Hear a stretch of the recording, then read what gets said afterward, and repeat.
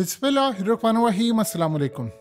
इस दफ़ा भारत को अंदाज़ा हो गया है कि हरदीप सिंह निज्जर के केस में अमेरिका हमारे साथ वो डबल गेम खेल रहा है जो वो पाकिस्तान के खिलाफ खेलता था, या जो अमेरिका के बारे में मशहूर है कि ये अपने दुश्मनों के साथ भलाई कर लेता है लेकिन दोस्तों के साथ भलाई नहीं करता।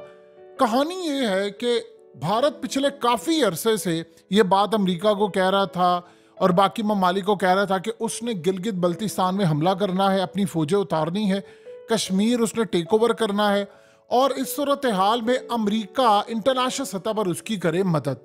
ये बड़ी देर से वो कह रहा था और उसको यकीन था कि अमेरिका मदद करेगा, लेकिन साथ साथ मोदी आंखें भी दिखा रहा था।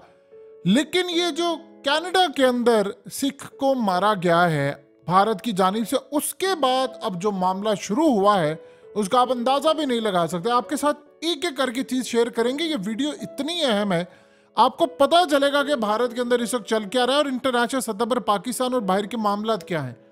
सबसे पहले जरा आप देखिएगा, ये बीजेपी आईटी सेल्स के जो खास तौर पर सोशल मीडिया हैंडल हैं ये चल रहे हैं, और इसके अलावा उनके मीडिया पर हम आपको दिखाना नहीं चाहते, सिंपल सा करके आगे निकलते हैं। ये जरा गौर से देखिए, इसमें वो कह रहे हैं कि भारत के साथ अमेरिका डबल गेम खेल रहा है। अंदाजा करें, वो कह रहे हैं कि डबल गेम खेल रहा है। डोनाल्ड ब्लूम जो अमेरिकी एम्बेसडर हैं वो असल में कश्मीर गए, जिसको पाकिस्तान ऑक्युपाइड पोक बोलते हैं, पाकिस्तान ऑक्युपाइड कश्मीर, और वो कह रहे हैं खास तौर पर गिलगित बल्तिस्तान गया है। कहता है अब यहाँ पर जो एरिया है वो असल में चाइना ने हाईवेज बनाया हुआ है और ये हमें पैगाम दिया है उन्होंने कि तुम यहाँ पर चाह रहे थे कि यहाँ पर हमला करो, लेकिन हम अब पाकिस्तान के साथ इस मामले पर खड़े हैं।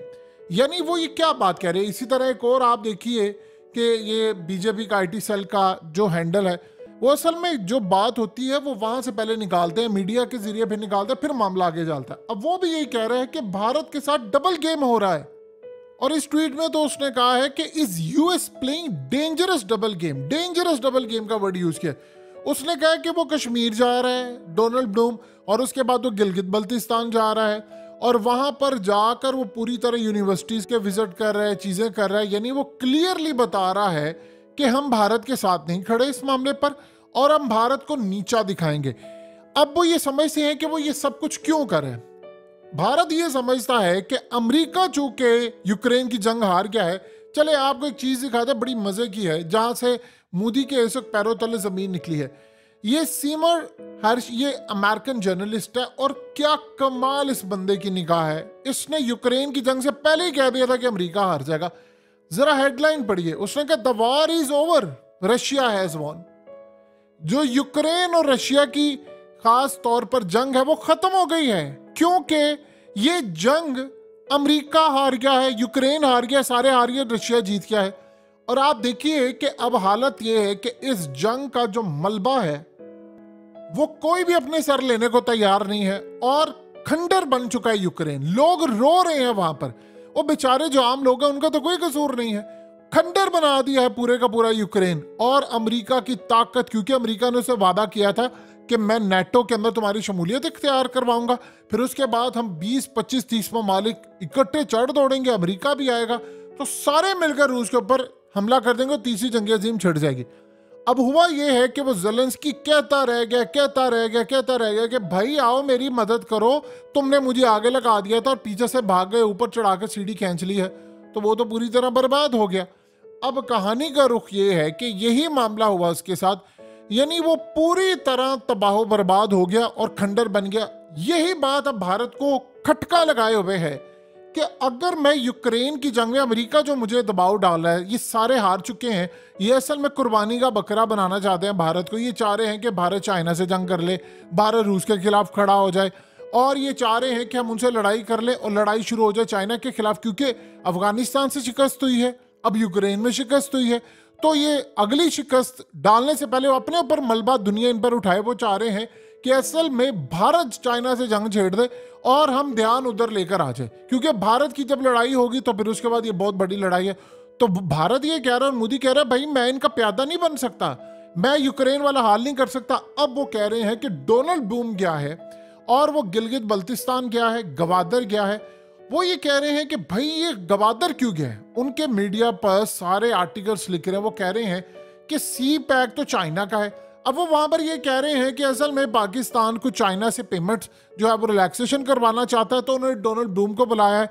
यानी वो चाइना को ये बता रहा है कि भाई मैं बैलेंस करना चाह रहा हूं ताकि चाइना मुझे लेवरेज दे, और ये वो चाइना को पैगाम देना चाह रहे हैं कि जी देखो ना, अमेरिका भी हमारे साथ, अगर तुमने फेवर ना दी तो हम अमेरिका से लेंगे। अब वो ये कह रहा है कि सारी जिंदगी अमेरिका सी पैक के खिलाफ था, गवादर के खिलाफ था, गिलगित बल्तिस्तान में ये वो फलाना, हम जो कहते थे वो करता था। अब अगर वो इस मामले के ऊपर पाकिस्तान के साथ खड़ा हो गया, जो मिसाल के तौर पर आप पाकिस्तान के खास तौर पर डॉन अखबार की अगर आप देखें तो पाकिस्तान के अंदर जो डोनाल्ड ब्लूम है उसको बिल्कुल पसंद नहीं किया जाता। यानी हमारे जो अपोजिशन लीडर्स हों या हमारे मुल्क के जो लोग हैं वो डोनाल्ड ब्लूम को पसंद नहीं करते। वो कहते हैं कि जिस मुल्क में जाता अफरा तफरी मचाता, जब से आए इसने तबाही की है, और बहुत सारी चीज़ें हैं। इवन के हारून रशीद कह रहे हैं कि अमेरिका बहुत बड़ा गेम खेल रहा है, गिलगित बल्तिस्तान, ये तमाम चीज़ें। तो भारत ने इस सारी सूरत हाल को मॉनिटर किया हुआ है। वो ये देख रहा है कि पाकिस्तान के अंदर इसको पसंद नहीं किया जाता, उसके बावजूद ये आ रहा है, ये सारा मामला हो रहा है। अब वो कहता है कि असल में मुझे अब सारी कहानी समझ आ गई है कि अमेरिका ने मुझे कहा, चूंकि ये जंग हार चुके हैं यूक्रेन की, अब वो ये कह रहे हैं कि रशिया इसलिए जंग जीता है क्योंकि उसको फाइनेंशियली कोई मसला नहीं रहा, और सबसे बड़ा उसका जो फाइनेंस का प्रोड्यूसर है वो भारत है। भारत उससे तेल ले रहा है, तेल लेने के बाद और बहुत सारी चीज़ें। इसी तरह वो हसीना वाजिद के भी खिलाफ है। वो हसीना वाजिद को भी कह रहे हैं कि वहाँ पर भी रिजीम चेंज ऑपरेशन, यानी दो ममालिक ऐसे हैं जहाँ पर रिजीम चेंज ऑपरेशन हो सकता है, एक भारत है और एक बांग्लादेश है। और हसीना वाजिद ने तो हालिया कहा है कि यहाँ पर मुझे हटाने की पूरी तैयारी है। तो जो जो मुल्क इस वक्त रूस की मजम्मत नहीं कर रहा बड़े पैमाने पर, उनके खिलाफ मामला ये हैं कि उनका तख्ता उलटना या उनके खिलाफ साजिशें शुरू हो गई हैं। आप अंदाजा कर ले, कभी जिंदगी में आपने सोचा था कि भारत के अंदर भारतीय मीडिया पर यह डिबेट चल रही होगी कि अमेरिका कहता है कि हमने जाकर कनाडा के अंदर मारा और उसने इंटेलिजेंस प्रोवाइड की। तो अमेरिका तो वो मुल्क है जिसने अफगानिस्तान में लाखों बेगुनाह मार दिए, इराक में मार दिए, शाम में मार दिए, पाकिस्तान के अंदर ड्रोन्स मारे उनकी इजाजत के बगैर, उनके लोगों को मारा, ब्लैक वाटर, रेमंड डेविस, फिर उसके बाद उसने कहा कि एबटाबाद ऑपरेशन। आप कभी सोच सकते थे कि भारत ये बातें कहेगा? आपको तो लगेगा कि यार ये तो कोई पाकिस्तानी बात कह रहा है, लेकिन ये भारतीय मीडिया पर हो रहा है। आप सिर्फ उनके मीडिया को उठाकर देखें, क्योंकि वो सारा मीडिया बीजेपी के कंट्रोल में है। तो वो ये कह रहे हैं कि असल में अब ये अमेरिका उधर गया है, तो अमेरिका ने जाकर ये पैगाम दिया है। हम जो कि कह रहे थे, लॉबी कर रहे थे कि इलेक्शन आ गए तो हमने पाकिस्तान पर हमला करना है, अमेरिका और समेत सारी ताकतें हमारा साथ दें, पाकिस्तान को मना करे, वो रिटेलिएट ना करे। जिस तरह सत्यपाल मलिक ने कहा कि भाई ये एक बातचीत चल रही है जिसपे वो भारत कह रहा है कि हम फौजें जब उतारेंगे गिलगित बल्तिस्तान तो ये मामला। अब वो ये कह रहे हैं कि अमेरिका हमारे साथ डबल गेम खेल रहा है, अमेरिका की हमने बात नहीं मानी तो वो पाकिस्तान को सपोर्ट कर रहा है पीछे बैठकर। और पाकिस्तान को जब वो सपोर्ट कर रहा है इस मामले पर, यानी वो हमारे जो जख्म है उसके ऊपर नमक छिड़क रहा है। गिलगित बल्तिस्तान, हम तो वहां पर फौजें उतारने वाले थे और वो के असल में प्लान बनाकर बैठे थे कि हमने इस दफा स्ट्राइक नहीं करना, हमने फतह करना है। और अमेरिका के साथ उनके मामलात यहाँ पर रुके हुए हैं कि अमेरिका उनको कहता है कि तुम रूस के खिलाफ जाओ, यूक्रेन का साथ दो, जो यूक्रेन का साथ देगा उसको हथियार और चीजें सारा कुछ प्रोवाइड करो, और तुम रूस से हथियार और तेल लेना बंद करो, तमाम ट्रेडिंग। अमेरिका का जो यूएस डॉलर है वो भी भारत ने डिच कर दी है, वो रुपीस में कई ममालिक से ट्रेड कर रहा है, इवन के कई ममालिक से युआन में कर रहा है, जो कि रशिया से उसने तेल लिया था। चाइना मुखालिफ है लेकिन युआन से उसने युआन करेंसी यूज की, और रुबेल के अंदर भी ट्रेडिंग कर रहा है। तो वो ये कह रहे हैं कि भारत के अंदर हमने मोदी को बनाया, ये तो हवाओं में उड़ना शुरू हो गया। मोदी ये समझता है कि मेरी 1.5 अरब के करीब आबादी है तो सब कुछ हम लोग खरीदते हैं, तो हम अगर नहीं करेंगे तो ये मर जाएंगे, भूखे मर जाएंगे और इनकी कंपनियां बैंक करप्ट हो जाएंगी। जैसे उसने एप्पल से लेकर जो उसकी इलेक्ट्रॉनिक्स थी उसकी आइटम्स उसने भारत के अंदर लाने से मना किया, तो उसके बाद उस कंपनी से एहतजाज किया और भारत के खिलाफ सारे खड़े हो गए। तो उसने कहा ठीक है रिलैक्सेशन दूं। अब इस सूरत हाल में वो ये समझ रहा है कि मेरे खिलाफ आलमी एस्टैब्लिशमेंट पूरे का पूरा खेल खेल रही है। उधर जगमीत सिंह को कनाडा के अंदर जो खालिस्तान का बहुत बड़ा सपोर्टर है उसको अगला प्राइम मिनिस्टर बनाने की पूरी तैयारी हो रही है।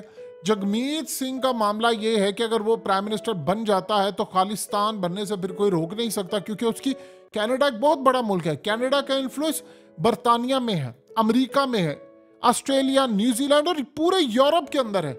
सिवाय एक आधा फ्रांस को आप लगा ले, जर्मनी को लगा ले, एक आधे मुल्क को, वो सारे मोदी के खिलाफ खड़े, क्योंकि फ्रांस की मजबूरी है।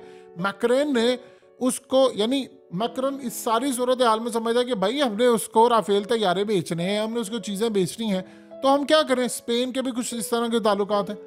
ये असल में सारी कहानी मोदी को समझ आ गई है। वो कह रहा है कि यार इन्होंने मेरे साथ बहुत बड़ा गेम किया है, मुझे ये पूरी तरह फंसा रहे हैं और अब पाकिस्तान को दिखाकर मेरे खिलाफ जा रहे हैं। तो वो ये कह रहे हैं कि अमेरिका पर तो भरोसा ही नहीं किया जा सकता।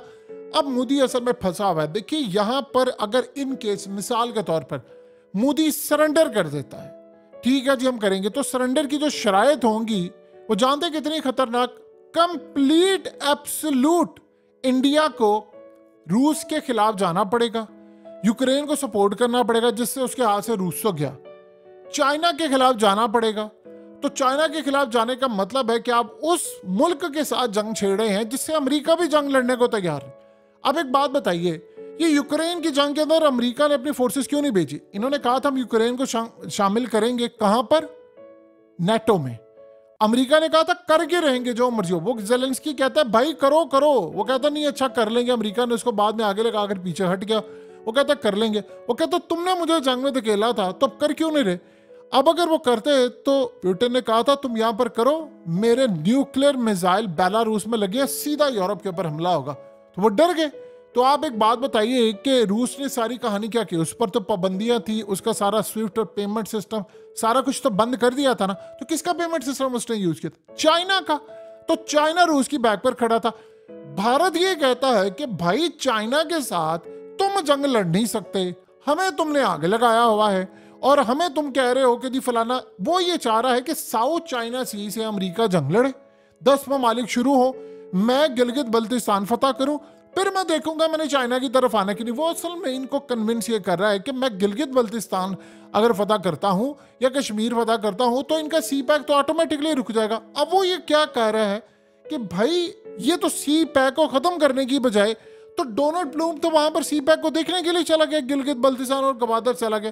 तो अमेरिका इसका मतलब हमारे साथ डबल गेम खेल रहा है और इतनी खतरनाक डबल गेम खेल रहा है जिसका अंदाजा नहीं है। तो इस सूरत हाल में वो कह रहे हैं कि मोदी इस वक्त फंसा हुआ है, इंडिया पूरे का पूरा फंसा हुआ है, उनको समझ ही नहीं आ रही कि यार करना क्या। तो इस सूरत हाल में उन्होंने अपने मीडिया को छोड़ दिया। आप अंदाजा करें उन्होंने कैसी खबरें ब्रेक करवाना शुरू कर दी हैं कि जस्टिन ट्रूडो इंडिया आया था G20 कॉन्फ्रेंस में, उसका तैयारा खराब हो गया था, हमारे कुत्ते ने उसके तैयारे के अंदर से हीरोइन का बैग निकाला मंशियात का, और हमने इसको इन्वेस्टिगेशन के लिए 2 दिन यहाँ पर रखा और जाने दिया और उसका गुस्सा उसने निकाला। अंदाजा करें जरा, अब वो इस लेवल पर आकर यानी गुफ्तगू करना शुरू हो गया। कभी आपने जिंदगी में सोचा था कि ऐसा होगा? तो लिहाजा अब वो इस तरह के घटियापन पर उतर आए हैं। लेकिन वो ये बात समझ रहे हैं कि पाकिस्तान सही कहता था, लेकिन इस सूरत हाल में अब उनको समझ आ रही है कि अमेरिका का दोस्त जो होगा वो तबाही के शिकार होगा।